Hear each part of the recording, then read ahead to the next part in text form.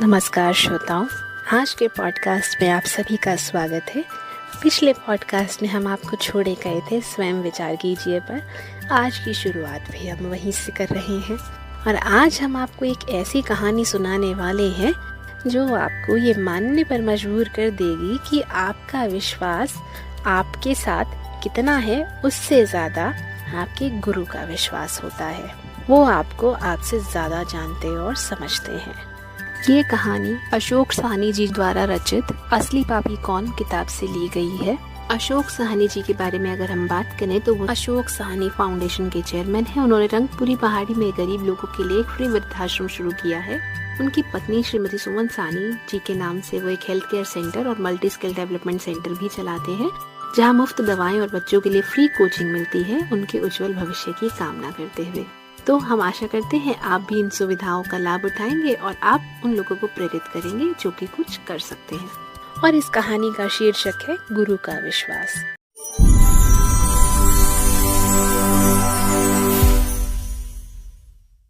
कहानी इस प्रकार है। सद्गुरु ने नवीन जिज्ञासु शिष्य को बुलाकर कहा, मैं जानता हूँ कि तुम्हें आतुरता है, जानने की चाह है और तुम्हारे अंदर कुछ सीखने की भावना दिखाई देती है, लेकिन बेटा अभी समय लगेगा, अभी सेवा में लगे रहो। उस नवीन जिज्ञासु शिष्य ने कहा, गुरुदेव फिर जल्दी जल्दी मुझे सेवा बताइए कि मुझे क्या करना है, उसके बाद मैं अपने काम में लगूंगा। अब जो आदमी गुरु से कहता हो कि सेवा बताओ, इसका मतलब है कि अभी उसमें कमी है। अब उस महापुरुष ने सोचा इसको सेवा तो देनी पड़ेगी और इसके लिए सेवा भी मुझे ढूंढनी है। उन्होंने कहा, भाई एक काम करो, हम तुम्हें एक सेवा दे रहे हैं। तुम नदी के पार जाओ, वहाँ जंगल में एक कुटिया है। कुटिया के अंदर एक महात्मा जी रहते हैं। उन्हें ये सामान जो हम तुम्हें दे रहे हैं देकर आ जाओ। गुरुजी ने ये भी बोला कि एक बात का ध्यान रखना कि जो चीज तुम्हें दी जा रही है उस डिब्बे को खोल कर नहीं देखना, उसके बाद तुम्हें अगला काम दिया जाएगा। तो वो बड़ा खुश होकर गया।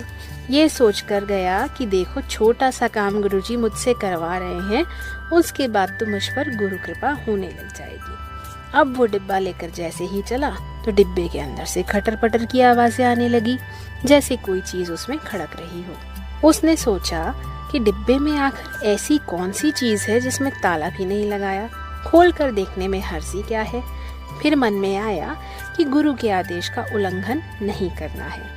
गुरु की शरण में चले गए हैं तो उनकी आज्ञा का उल्लंघन नहीं करना चाहिए। जो आज्ञा दी है उसका पालन पूर्ण रूप से करना चाहिए, ऐसा सोचकर वो चलने लगा।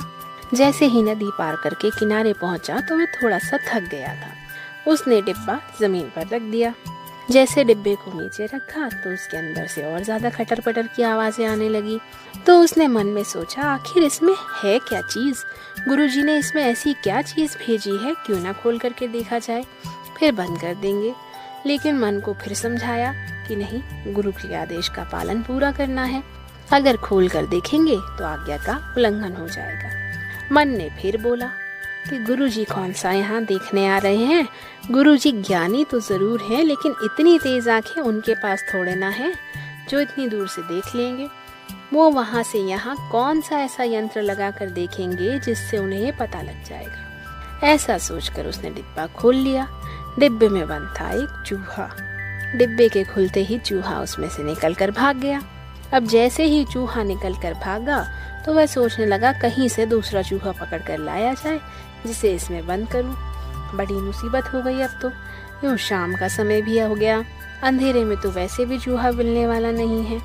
गुरु की आज्ञा का पालन तो मैं कर नहीं पाया। आखिर में वो उस डब्बे को महात्मा जी के पास लेकर गया जो जंगल में कुटिया में रहते थे और बोला, महात्मा जी ये डिब्बा मेरे गुरु ने आपके लिए भेजा है। खाली डिब्बा देखकर महात्मा समझ गए कि इसमें कुछ तो गड़बड़ है। तो उन्होंने शिष्य से पूछा, बेटा तुमने ये डिब्बा खोला था? शिष्य बोला, जी महाराज, गुरुजी ने मना तो किया था कि मत खोलना, पर महाराज खोलने से क्या अंतर पड़ गया, लेकिन हमारे गुरुजी ने इसमें चूहा क्यों बंद किया? ऐसी वो क्या चीज थी, उससे गुरुजी समझाना क्या चाहते थे? उस साधु ने बोला, बेटा इस डिब्बे में चूहा बंद नहीं था, बल्कि इसमें गुरु का विश्वास बंद था, जिसे खोलते ही तुमने खो दिया। अब तुम उस आसन पर बैठने के लायक नहीं हो। अगर तुम अपने अंदर विश्वास पैदा कर पाते और डिब्बे को यहाँ देकर चले जाते और मैं पर्ची में लिख कर दे देता कि जो चीज़ भेजी गई थी वो हमें प्राप्त हो गई है, तो उन्हें पता चल जाता कि शिष्य ठीक मिल गया है। इसको अब आसन पर बैठा दिया जाए, क्योंकि अब ये सिद्धि प्राप्त कर सकता है। बेटा, गुरु की आंखें बेहद तेज होती हैं। उन्होंने जानबूझकर ऐसा डिब्बा दिया था ताकि तुम उसे खोलकर देखो जरूर। वो जानते थे इस बात को कि अगर कच्चा होगा तो खोल देगा और पक्का होगा तो नहीं खोलेगा। जैसा लेकर गया है अगर वैसे देकर वापस आ जाएगा तो विश्वास के काबिल हो जाएगा। जो संसार की सबसे कीमती चीज़ है, परमात्मा का अमृत है, ये तुम्हें मिल जाता। लेकिन तुम तो विश्वास ही खो बैठे। जिससे विश्वास टूट गया है उससे तो संसार के लोग भी पैसा नहीं देना चाहते। तो तुम अमृत कैसे प्राप्त कर लोगे? दुनिया की दौलत कैसे प्राप्त कर लोगे? परम अमृत तुम कैसे प्राप्त कर लोगे? परम अमृत के पिपासु को अपने गुरु की प्रति पूर्णतः श्रद्धावनत होना चाहिए, तभी उसे सिद्धि प्राप्त होती है। कबीर चिंता क्यों करूं, चिंता से क्या होए, मेरी चिंता हरि करे, चिंता मोहि न कोय। जिसकी चिंता स्वयं भगवान कर रहे हों, जिसके पास अपने गुरु का विश्वास हो, अपने परिवारजनों का विश्वास हो, उसके लिए सारी दुनिया की दौलत भी कीमती नहीं है।